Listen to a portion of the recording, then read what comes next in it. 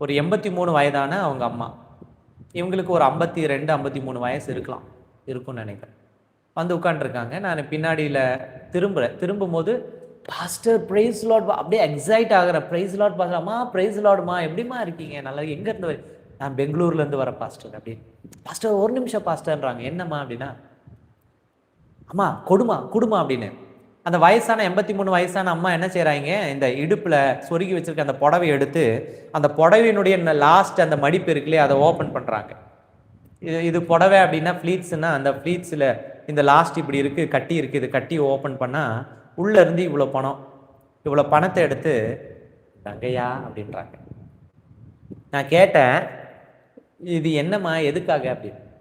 "ஒண்ணுமில்லையா, நம்ம ஜெப மையத்துல நீங்க சாப்பாடு போடுறதுக்குன்னு கேட்டீங்க. போன மாசம் ஜெபத்த நான் பார்த்தேன். என்னால வர முடியல. போன மாசம்லாம் சேர்த்து வச்சு எடுத்துட்டு வந்திருக்கய்யா. இத வச்சு வர்றவங்களுக்கு சோறு போடுங்கய்யா" அப்படின்னு சொல்லி